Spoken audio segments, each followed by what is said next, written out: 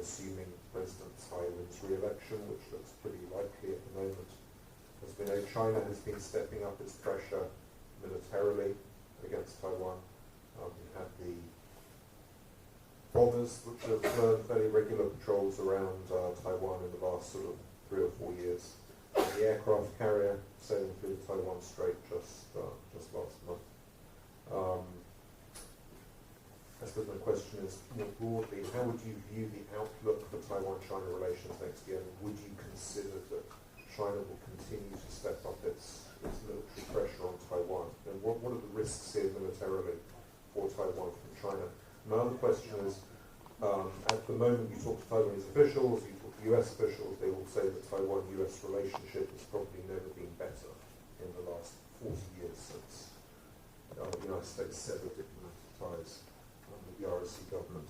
But you also hear some concerns that perhaps the administration, whether it's the current administration or some future administration, might just simply use Taiwan as a bargaining chip to reach some kind of grand deal with China, whether it's over trade or something, or whatever. Do you think this is a genuine concern, or is this basically just hype that's being cooked up? Obviously, Taiwan enjoys bipartisan support, very strong bipartisan support in Washington at the moment.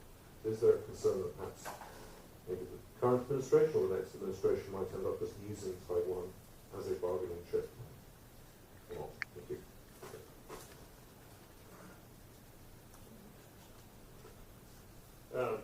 Thanks for the questions. So on your first, I think over the medium to long term, depending on how one defines that, I think the outlook for cross-strait relations is pretty negative, regardless of what political party is in power. I think that there are trends in both the PRC and here in Taiwan, which make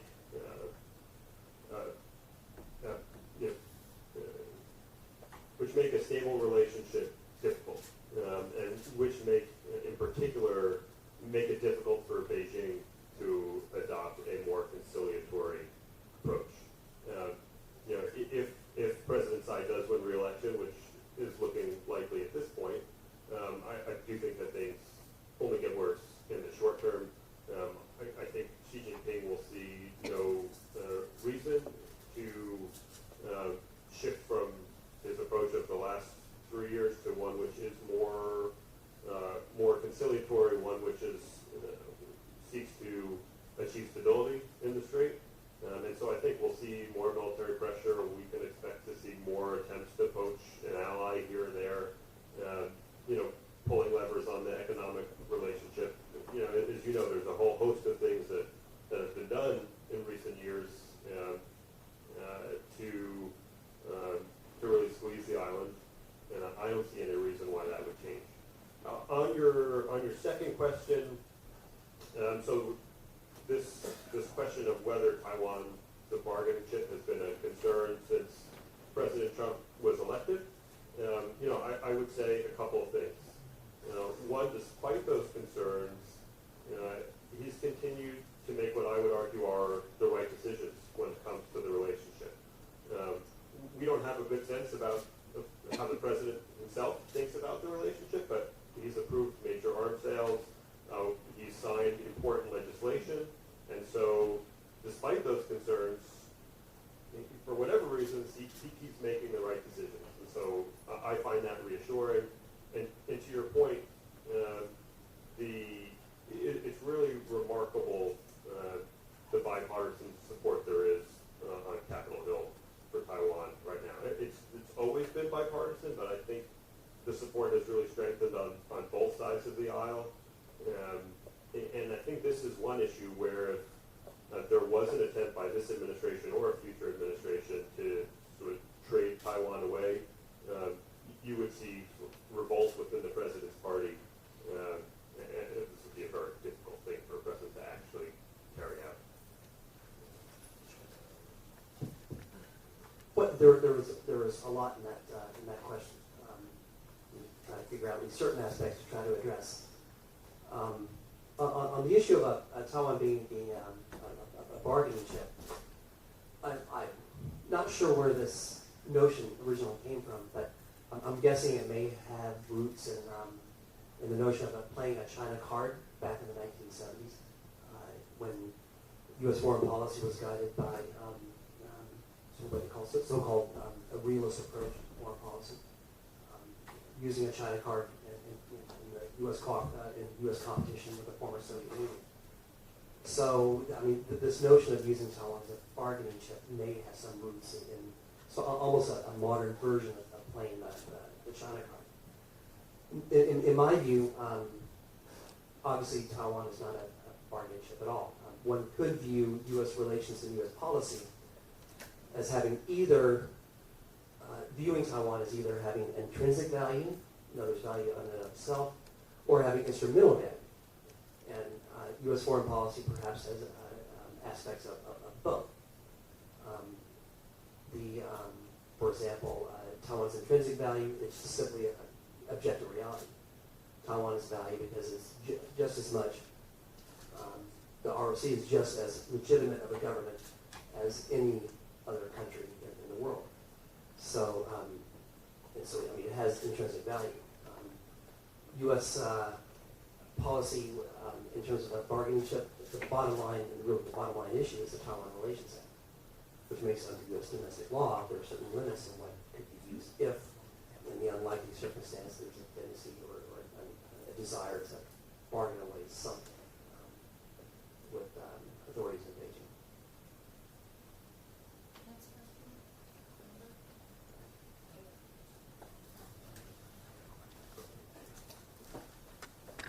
Hi, I'm Amber Wang with AFP. I'm just wondering if you can give us like more, like a clear idea or more example of how Beijing's influence or disinformation campaign specifically targeting the presidential election. And as you just said, like, it looks likely that President Tsai will get re-elected. Does that mean those efforts are not very effective? Thank you.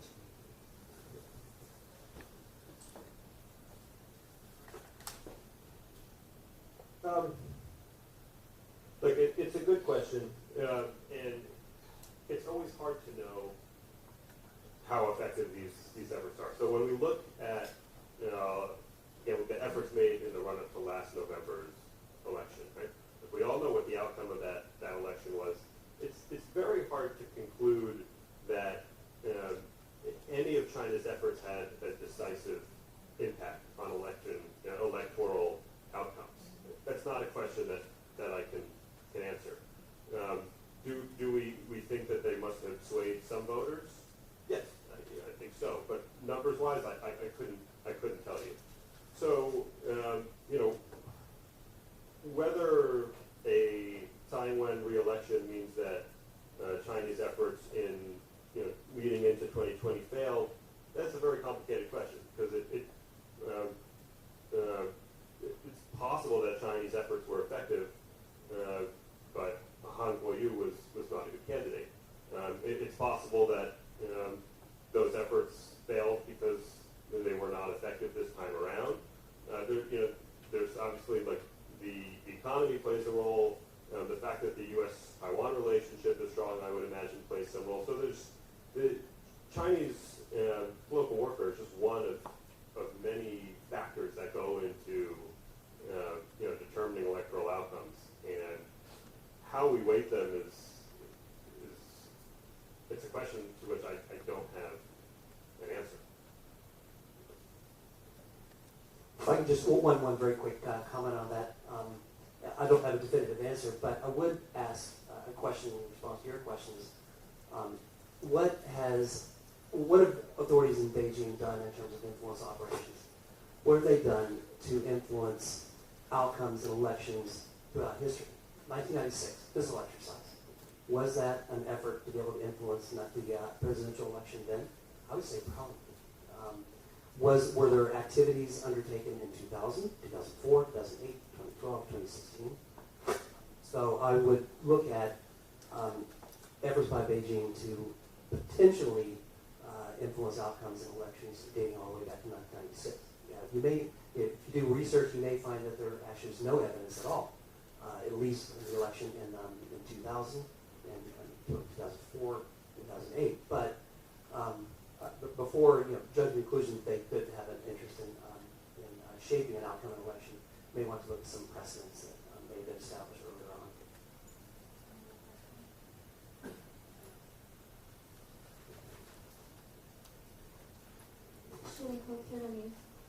I have been interested in claims that Taiwan is in danger of becoming a proxy war, or that it may be drawn into the strategic competition between the United States and China. So I have two questions about this.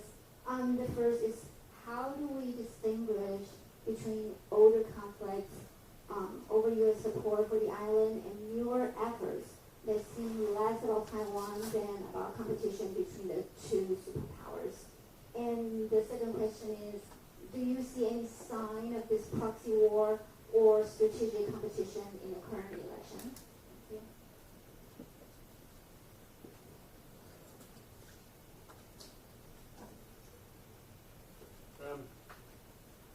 you. I guess I didn't quite understand the premise of your first question. But what I would say is this. So I don't think the strategic competition is actually new. I think the PRC has been competing with the United States for years. I think the United States was engaged in that competition without realizing it for many years. And I think Taiwan has essentially always played a role. There's a contest of values and ideology, and so Taiwan is obviously important for that reason, right? Especially since 1996 and the transition to full democracy. Chinese and American security interests are in competition with one another, and geographically Taiwan plays an important role. So I don't see Taiwan as being any more or less important when it comes to U.S. foreign policy and U.S. interests in Asia than it's previously been, though perhaps it's getting more attention from certain American actors who have sort of come around to this way of thinking about the U.S.-China relationship. I would offer another perspective, and that's that there is a competition. I think the competition is broader. I think the competition, it has roots in history. It's a competition between universal values, competition of ideals, democracy, versus authoritarian or autocratic systems. And this goes back through history, rooted in fundamental philosophies. I would say that right now, according to organizations like the Freedom House and some of their reporting, democracy around the world is diminishing. It's backsliding. Is there a connection between, for example, the way the United States deals with both sides of the Taiwan Strait that have an effect? For example, the United States one-China policy could be interpreted or viewed as zero-sum in nature. You can only have normal relations with one side or the other. Ever since 1979, we have extended legitimacy to the Chinese Communist Party, to an authoritarian regime, withheld legitimacy from an authoritarian state that emerged into a vibrant democracy. So in this sort of zero-sum context, we extend legitimacy to an autocratic form of government and withhold legitimacy from democracy. Does this have an effect on other countries around the world who are weighing, trying to decide what direction they want to go? I would argue it may. It's just a proposition to be considered.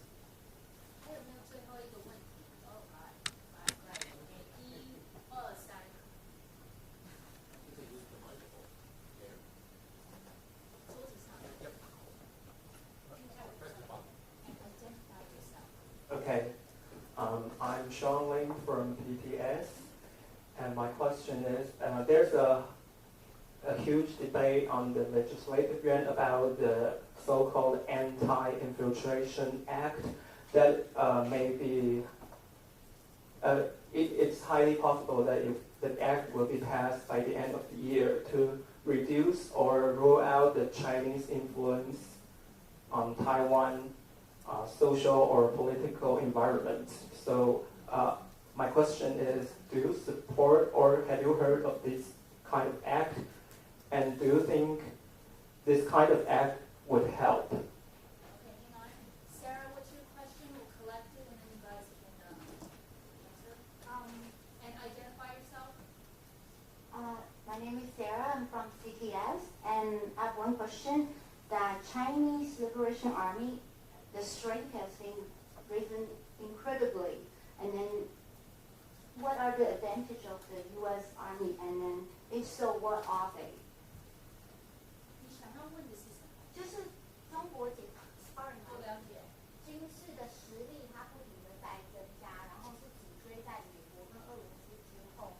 那美军面对这么庞大的中国的军队，那是有什么样的对应？尤其是台湾在这里面是被其中，就是尤其是在台湾这一部分有什么样的应对的方法？后面那位你想要问的。Hi, I'm reporter Liang from the Taipei Times. As Taiwan has launched the two Pacific Allies in September, and with more projected to leave Taiwan in the following. So do you think that this is a crisis or maybe an opportunity for Taiwan? And in what ways can Taiwan and the U.S. Work more closely to defend the democracy? Thank you. All right, we took those three and then we'll break and you guys can come talk to them yourselves. On the Anti-Infiltration Act, I actually haven't read the bill, so I'm not gonna comment on that. The question on the second question was on Chinese military advantages over the PLA. Is that? What is the U.S. military going to do to face this growing might of the PLA?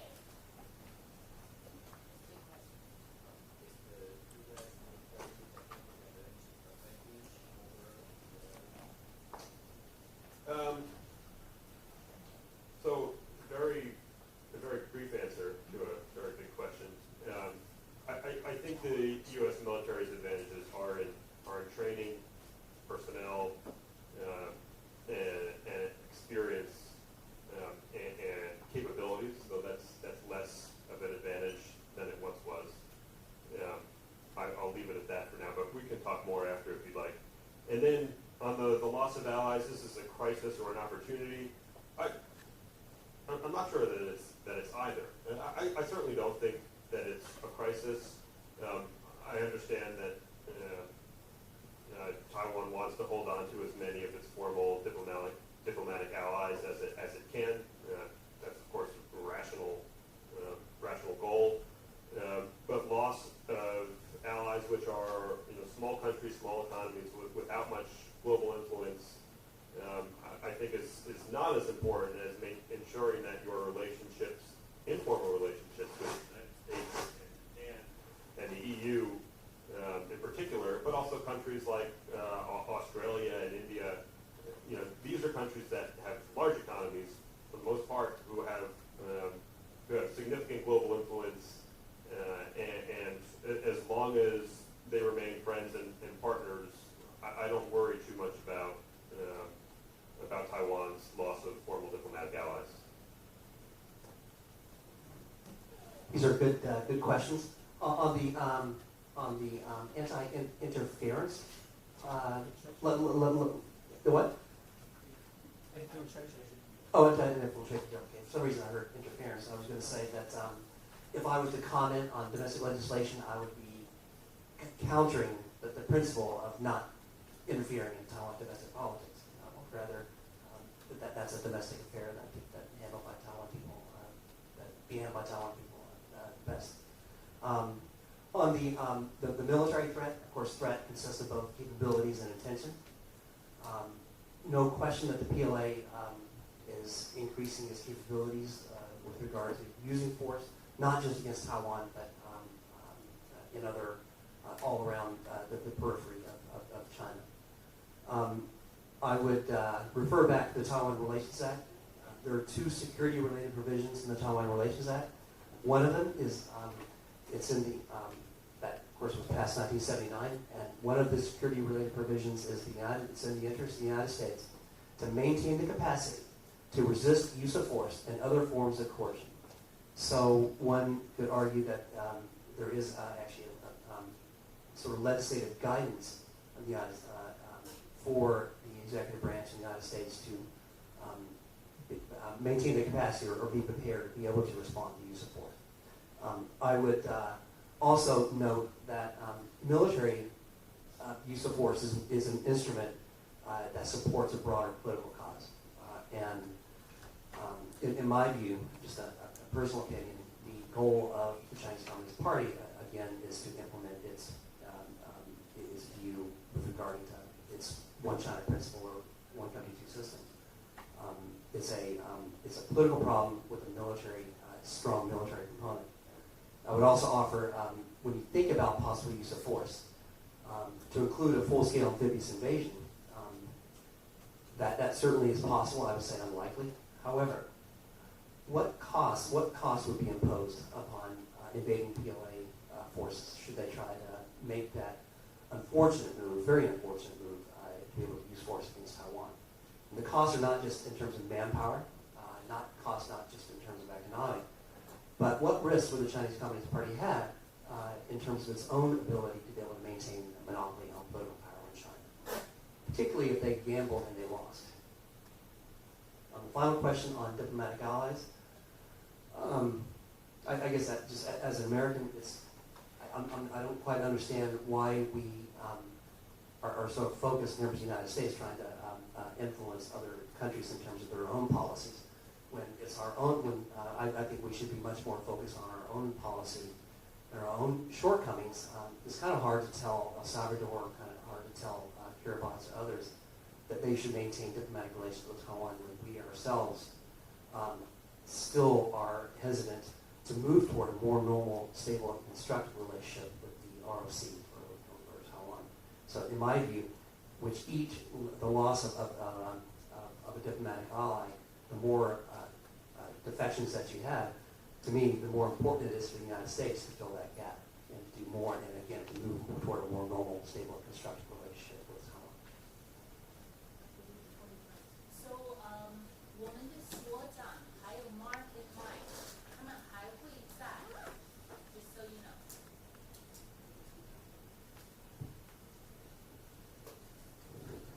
Thank you everyone for joining us today. So our press conference is going to be over here, and if you have further questions, you can come to talk with Mark and Mike.